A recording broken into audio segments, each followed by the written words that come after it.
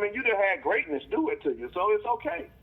It's okay. And far as being friends, never. We've never been close, ever. I guess he felt blue. Now that you said, like he said that, I think he felt some type of bond to me when I whooped his ass. You feel me? It's like he became closer to me after getting his ass whooped for real. Because dude said we was close. Now you only have one fucking, show me pictures. He only had one fucking picture, bro, that he put out that we was at fucking Dreamland where I take most of the sparring partners there. We'll go after, you know what I'm saying, because it's right down the street and shit like that. You know, shit, yeah. Right after sparring and stuff, that's when things start happening. Boom, sparring. So after sparring, we started talking crazy. We stand up, but we went and grabbed him. Then after that, they started, you know, they took him or whatever. I got that phone call. The time he had a picture of me is when we was in there eating dinner with all the other sparring partners. And that dude don't have no of me. He used to come and say back and forth, but that's associate type of shit, bro. Now, but when you talk about close, from all my brothers and stuff, oh my God, you know, that's close. You know nothing about me when they were outside of my life of boxing. You know nothing about me. Fly and fat and flashy and handsome as motherfuckers. Nice people around me. All you know. Motherfucking baddest man on the planet. That's all Jarrell Miller know of. Say Wilder.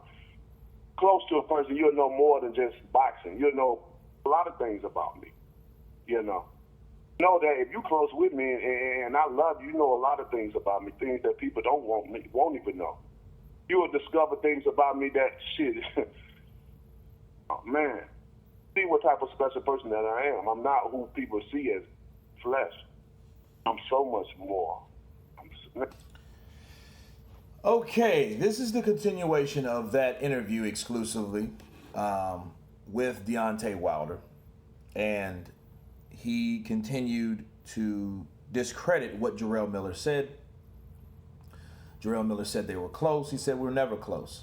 You know, he explained what they did. He only had one picture with him. He took guys to the sparring, you know, a Dreamland or whatnot. And, you know, he said they communicated back and forth, but that's more like associates rather than friends. I get that.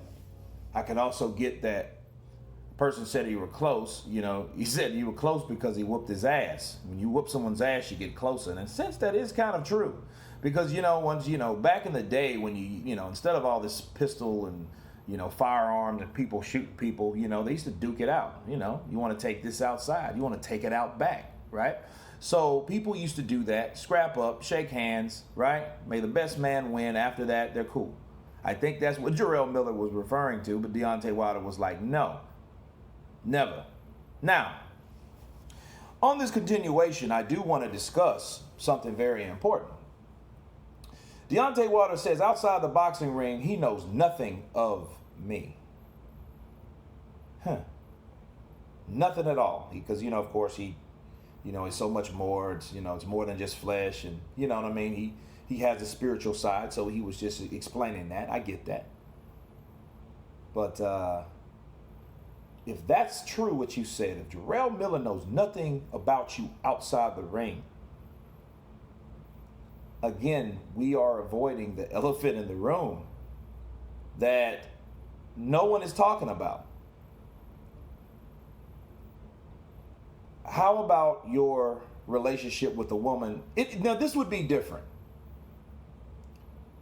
The woman that he's married to, that was the guy, or that was the girl, rather, that Jarrell Miller told 50 Cent, hey, I bust her first. That was his exact words. He said, what?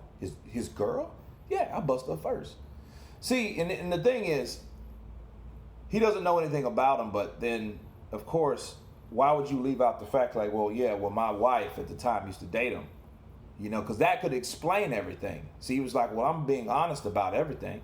You know, sure, you're keeping it all in boxing, but don't say what he does not know outside of boxing. If you do have a certain thing that you don't want to talk about, just say, I don't want to talk about that.